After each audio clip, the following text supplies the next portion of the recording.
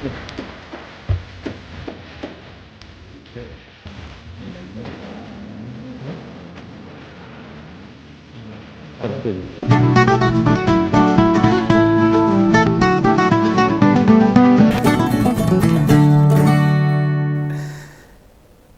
Om Begawan dikirimi sebuah link, awalnya itu nggak ngeh, dikirimi oleh seorang teman.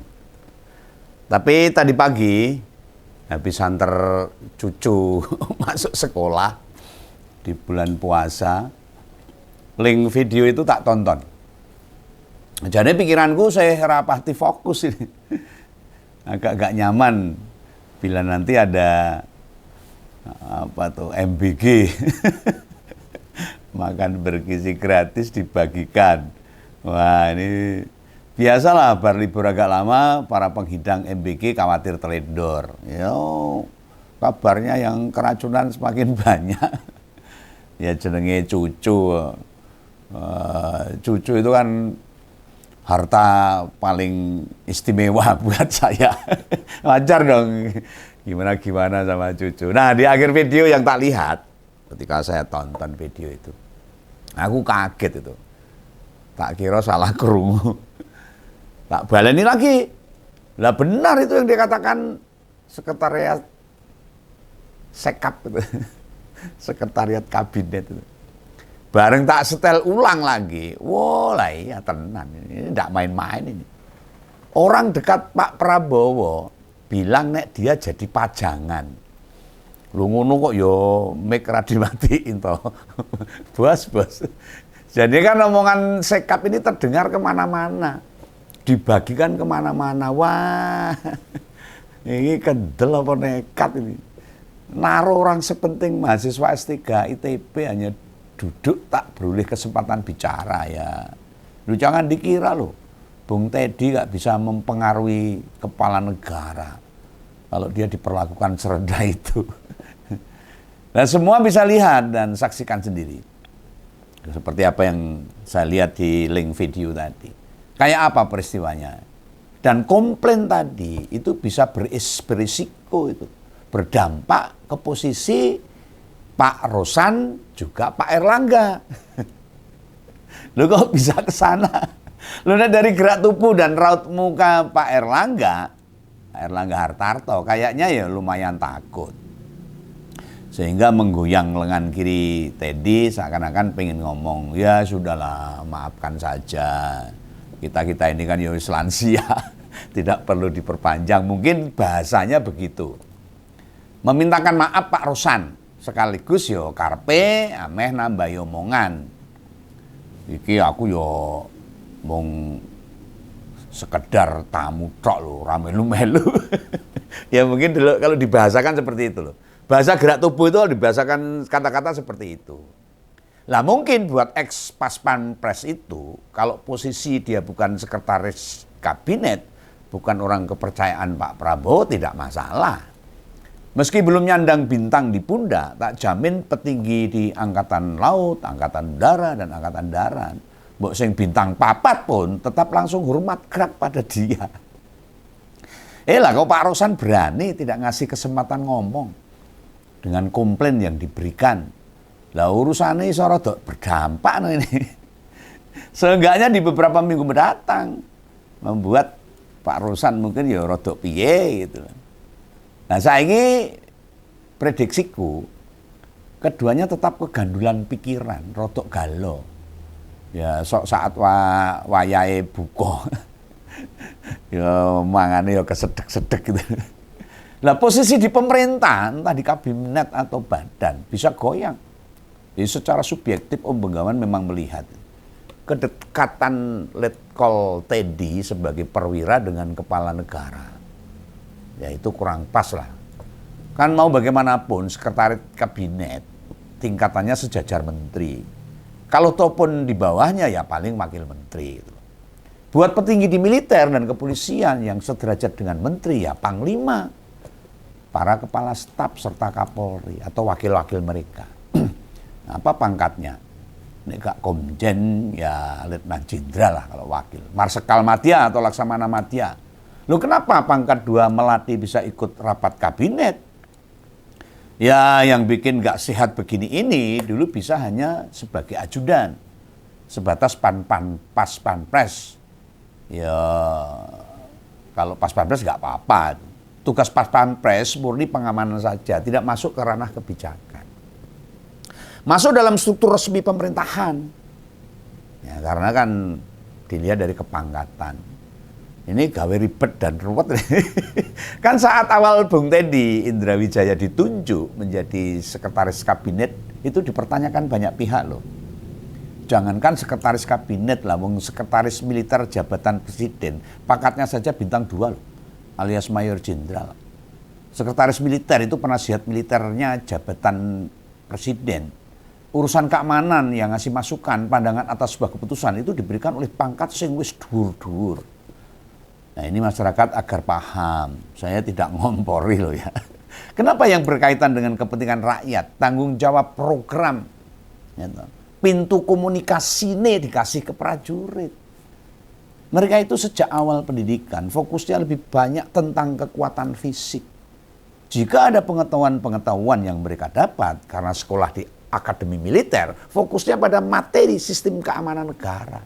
Dudu komunikasi. Intinya itu panggonane. Empan papane kurang tepat. Nah, sing iso mengoptimalkan, yang bisa mengoptimalkan tugas menteri, juga kebijakan presiden. Bisa tambah punya fungsi ke rakyat. Yang ini iki, yang gawe rusak tatanan. Kemauan pribadi kepala negara dipaksakan diterapkan di struktur negara. Ini semacam atau selevel dengan saat Bang Jack ngoso tahu, mendesak, nyurung-nyurung anaknya dipanggungkan di Pilpres 2024. Yang akhirnya apa? Konstitusi yo dirudopeksa. Dirudopeksa tahu, diperkosa. Hakim Mahkamah Konstitusi kemudian melakukan tindakan-tindakan sing menurut keyakinan Begawan layak dipertanyakan. Lu mau sampai kapan negara dan aturan republik ini memfasilitasi, membebaskan, mengakomodir kepentingan pejabat terkait atas aturan-aturan yang ada? Nah akhirnya kan belasah-belasah toh. Akhirnya begitu. Publik membaca peristiwa tersebut, arahnya lumayan riskan. Buat Pak Rosan dan Pak Erlangga Hartarto. Kalau pangkat letnan kolonel itu kita lihat di sandang militer dan polisi, itu tingkatannya ya Dandim atau Kapolres itu. Nah meski di kepolisian sebutannya Ajun Komisaris Besar. Gitu. Ajun Komisaris Besar Polisi. Kalau di kota besar, ibu kota provinsi, pangkat melati 2 ya Wakapolres. Nah, Kapolresnya Kombes, Komisaris Besar, melati 3 di pundak. Sebelum menginjak ke bintang 1, Brigjen. Sedang TNI-nya berpangkat kolonel, dudu letkol. Apa hubungannya sama Bung Teddy, letkol Teddy? Yo genah, cetol lah. Misalnya Pak Rosan sama Pak Erlangga kunjungan ke daerah, orang dengan pangkat sama kayak Pak Teddy ikut hadir, siapa yang bakal menghormat duluan? Apa pangkat letkol berani sok dekat dan sok akrab sama sekelas menteri? Loh ini menggambarkan situasi yang tidak setara. Penghormatan dan pemberian respek yang tidak sepadan pada tingkat yang sama. Masa perlakuan letkol Teddy dengan letkol yang lain dibedakan? Ini kalau nggak salah itu Deddy Corbuzier itu juga letkol itu. Padahal bagi aparat militer serta pasukan ladusing, kalau bahasanya sebutan kepolisian, pangkat itu memperlihatkan derajatnya di mana. Kalau toh pun berbeda, gapnya tidak jeglek. Terlalu jauh lah. Letkol di kabupaten pinggiran ya jadi Dandim, komandan distrik militer. Sementara di kota besar itu wakil Dandim. Di ibu kota provinsi alias di struktur Kodam, beda lagi jabatannya. Bukankah yang demikian, beginian, gawe tatanan jadi awur-awuran. Nah ini masyarakat harus paham juga. Harus mengerti. Meski Begawan ngerti, gak akan lama pangkat dia berubah ke kolonel dan pangkat militer. Itu tidak pada tempatnya ngurusin urusan sipil. Seharusnya loh. Ini kalau kita mengacu pada tatanan saja. Lalu sekretaris kabinet itu semacam kepanjangan tangan presiden pada para pembantunya. Ya menteri-menteri kui. Kepanjangan tangan itu bukan atasannya, ya sekedar menjembatani.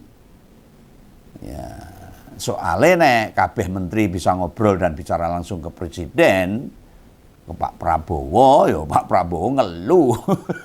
Siji rung rampung, siji takon dong dijawab, takon nenek meneh, ya mumet gitu. Nah otomatis yang diurus kan perkara bagaimana komunikasi berjalan dengan baik antara presiden dengan bawahannya, antara presiden dengan aparat pimpinan TNI, Polri dan sebagainya. Dan prajurit TNI maupun Polri dalam proses perjalanannya tidak dilatih khusus atau dispesialkan dalam urusan komunikasi. Ya namanya TNI Polri kan ranahnya kan keamanan negara, keamanan masyarakat dan sebagainya. Di samping itu penempatan prajurit TNI sebagai pintu hubungan menteri ke presiden jane ya kurang tepat. Loh, ini saya memberikan penilaian aja loh, bukan apa-apa ya. Ini bagian dari kritik, tapi kan kritik berdasarkan tatanan. Sebenarnya malah tidak layak. Apa kepala negara curiga dengan pembantunya bisa membahayakan keselamatannya? Mungkin sampai menugaskan TNI sebagai penghubung. Idealnya tetap sipil yang memang ngerti dan menguasai bagaimana komunikasi dibangun secara efektif dan efisien. Tadi kan sudah saya katakan bahwa kalau sipil itu berhubungan dengan komunikasi, tapi kalau TNI Polri itu masalah keamanan. Sing tambah ndak mudeng meneh. Lah ngopo sing konferensi pers soal pengenaan tarif Amerika dadak ada Pak Teddy juga itu. Nah ini nek karepe atau tujuannya Pak Rosan setor muka buat presiden, ngono. Apa karena dikarenakan tarifnya melotrok dari 32 sampai 19%. Mereka itu sebuah keberhasilan. Kan ya mergo putusan Mahkamah Agungnya negara Amerika sana. Dudu berkat lobi-lobi para menteri itu. Nah konferensi pers sekretariat presiden seolah dipenuhi aura kemenangan. Lampu sorot menyala terang. Kamera YouTube resmi istana tiba-tiba menyala aktif. Pejabat duduk rapi dengan jas terbaiknya. Dan tema yang dibawa bukan ecek-ecek loh. Kabar yang diharapkan. Jadi heroisme petinggi negeri. Negosiasi tarif resiprokal Amerika Serikat. Hebat.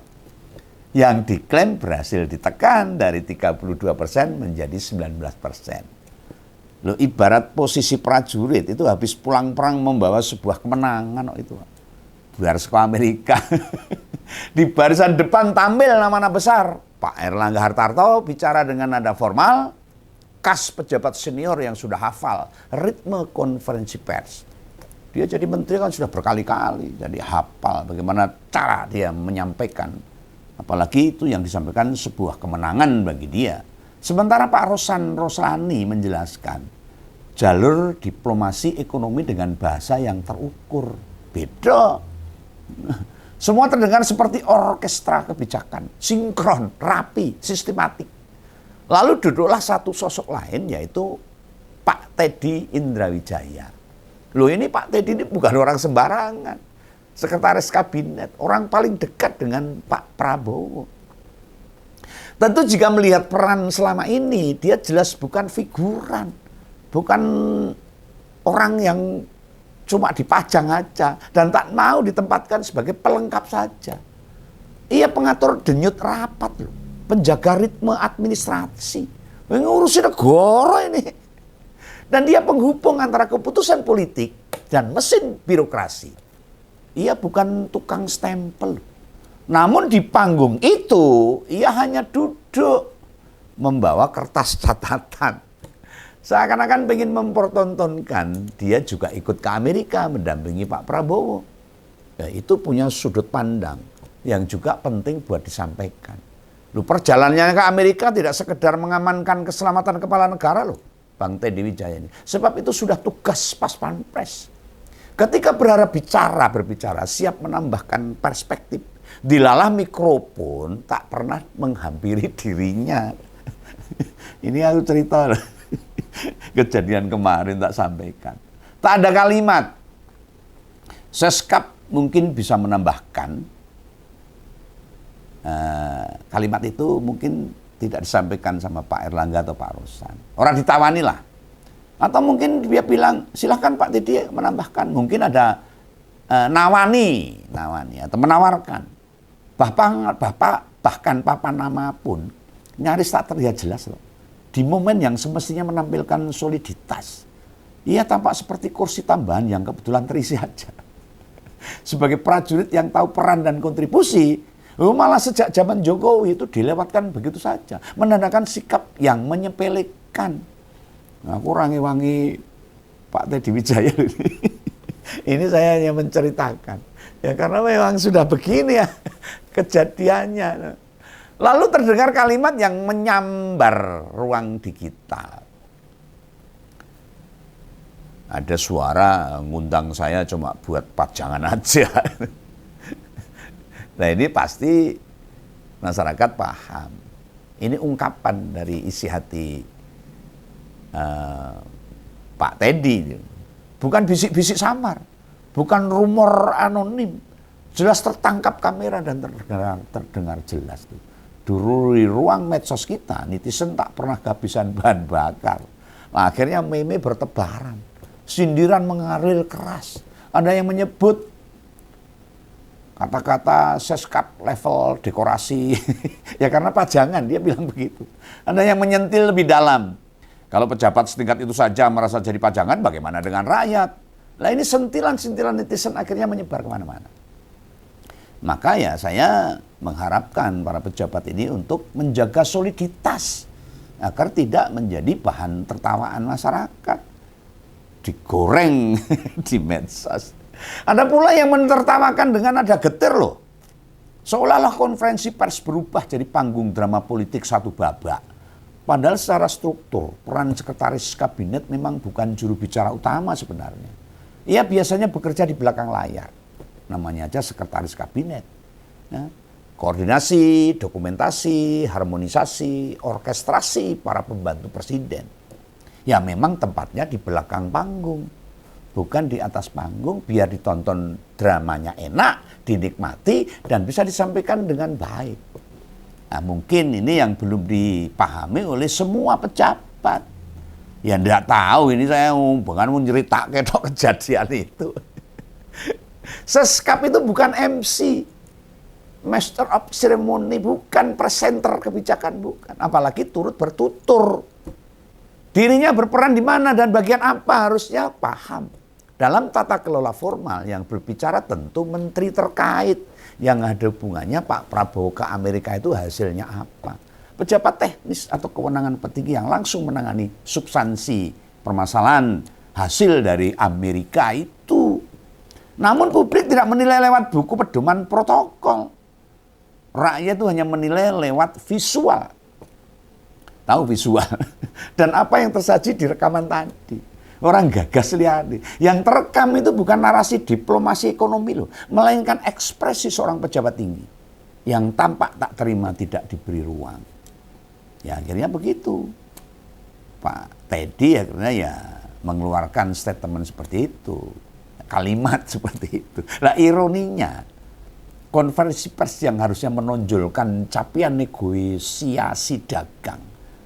Harusnya dibarengi dengan soliditas para pejabatnya yang ikut ke Amerika dan pulang ke negara kita menyampaikan hasilnya. Justru negosiasi itu kalah pamor oleh satu kalimat spontan. Soliditas itu jadi kalah pamor dengan kalimat spontan. Loh, angka 19% tenggelam. Fokus publik bergeser dari kebijakan ke gestur tubuh. Di era media sosial saat ini, politik bukan hanya soal isi loh. Tapi juga soal panggung yang dilihat oleh banyak orang. Siapa berdiri, siapa duduk, siapa bicara, siapa diam, siapa bertepuk tangan. Semuanya diterjemahkan sebagai simbol-simbol. Dan simbol lebih cepat viral daripada substansi itu sendiri. Jadi substansinya itu menyampaikan kemenangan hasil dari Amerika.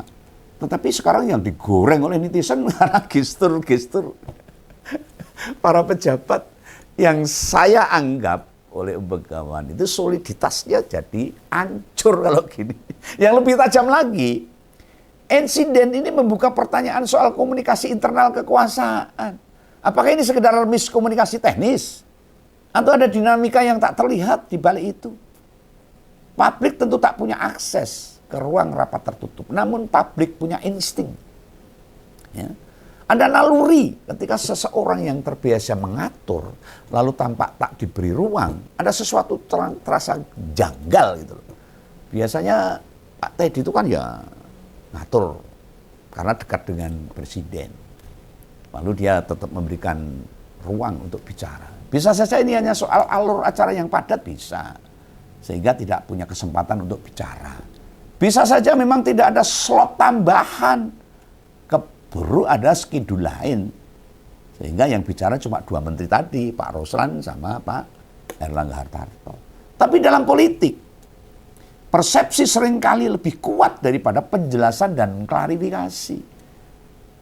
Jadi rasa curiga dalam politik itu lebih gede.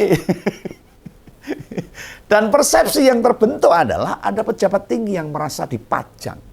Sementara itu wajah para pembicara lain yang tertangkap kamera ikut dianalisis. Dengan bahasa tubuhnya, gesturnya. Itu ditafsirkan, disimpulkan. Senyumannya aja dibecah. Tatapan aja diterjemahkan. Loh, dunia maya berubah jadi laboratorium semiotika diadaan. Maka Mas Om Begawan tuh pesan sama para pejabat itu. Sebelum menyampaikan sesuatu kepada masyarakat, ya diomongin dulu lah. Biar kelihatan solid gitu loh. Siapa yang bicara, siapa yang harus menambahi, siapa yang harus melakukan penjelasan secara substansial, ya dibagi-bagi. Nah ini masyarakat jadi aneh ini melihat kejadian ini. Inilah realitas politik modern. Kamera serta media sosial tak pernah tidur, apalagi libur. Satu kalimat spontan bisa menenggelamkan narasi resmi, lalu berlembar-lembar. Satu ekspresi bisa mengalahkan siaran pers sepanjang halaman. Yang tajam bukan hanya komentar netizen, yang pedas bukan hanya meme, gambar-gambar kartun, yang paling melukai tidak selalu penghinaan. Kadang yang mengiris adalah pesan tak langsungnya. Kekuasaan pun bisa terasa sunyi di tengah sorotan lampu. Dan mungkin disitulah pelajarannya. Dalam politik tak cukup hanya hadir, tekotok enggak. Tak cukup hanya duduk di barisan depan, ben ketok disorot kamera, bukan. Jika ruang bicara tak diberikan, ketok wong ini orang ngomong. Panggung akan mencari caranya sendiri untuk berbicara. Dan kali ini yang berbicara bukan mikrofon, tetapi kamera dari para media sosial itu sendiri. Akhirnya ya beginilah, jadi cerita di netizen. Jadi keguyonya media sosial. Maka pesan Om Begawan, marilah para pejabat dewasa, soliditas, dan punya sifat kenegarawanan sebagai pemimpin bangsa ini. Salam Begawan, dadah.